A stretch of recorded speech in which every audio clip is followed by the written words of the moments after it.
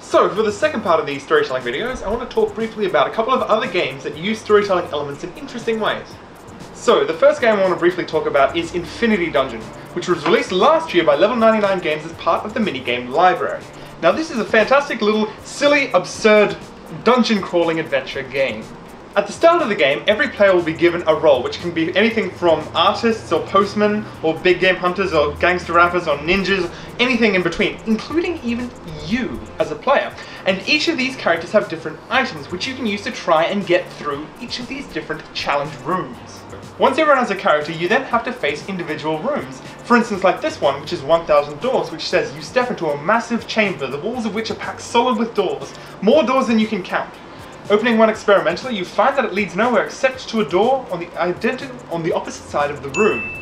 Only one leads to the exit, but which one? And when you're in that room, 5 items will be there to help you out, and you have to come up with a plan of how to get out. The cool thing about this game is that once someone comes up with a plan of how to escape the dungeon, everyone can challenge them to try and make them do something a little bit different. You end up in these situations where you have this long convoluted chain of events that you're going to do to just walk across the room. And it's the easiest solution to the puzzle, and you spend hours deliberating about the smallest useless details. It's hilarious. Who would like this game? Well, we found that we quite like it after when we have a few drinks or when we're all a little bit tired and a little bit feeling silly, so we've also covered all of these in little sleeves as well so that they don't get damaged too much. Fantastic game overall, would highly recommend. The next game I want to talk about is Gloom. Now, Gloom is an interesting sort of story where you're trying to tell these miserable, horrible stories about your family and other players' families that suffer a series of unfortunate events. This game has a bit of a twist on it. Instead of having to try and keep your family alive and kill everyone else's, to win the game you actually only score points on the family members that have died. So what you can do on your turn is you might have some of these cards which have effects like was cursed by the Queen, which will make them pretty unhappy, or some of them are shunned by society, or grew old without grace. And you have to sort of try and create a narrative about what happened to these characters to make them disgraced by the Queen, or to make them shunned by society. You can play these cards on other players as well. Some of them make them happy. They might win the lottery, for instance, and suddenly get a lot of money, making them a lot happier. Or sometimes they might die by falling down a flight of stairs, and you can choose which ones to play these cards on. Now, you only score points on family members that have died, so you end up with a situation where you want to kill off your family, but you want to make them as unhappy as possible, and you have to try and tell the story around it. This game has really cool little cards here. You've got these nice transparent effects, so when you play Was Sickened by Salmon, for instance, over the top of Well, I'm Stuck, you can still see the character and the effects on the side there, which looks really fantastic.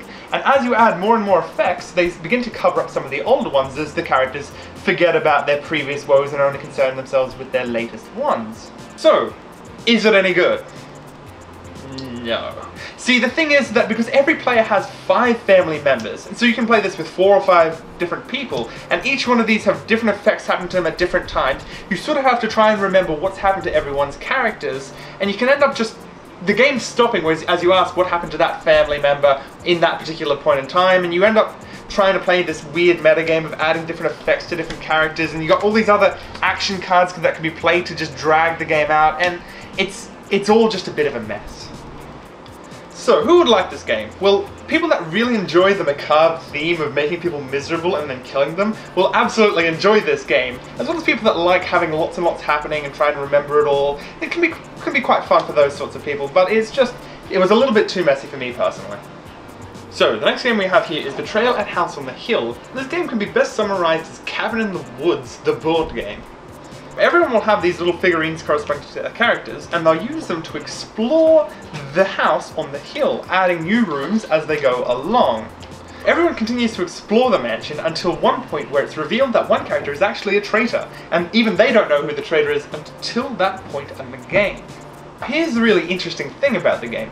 Once the traitor is revealed, you actually pull out this traitor's tome, which reveals what the actual scenario is, and that can be anything from Frankenstein's monster, or a blob that tries to eat everyone, or there's 50 different scenarios, and you never know what you're going to get. So now, we've put this in the storytelling games because a large proportion of the game is spent reading out event cards that explain weird things that's happening to the party, and really enjoying the theme that happens in these books here.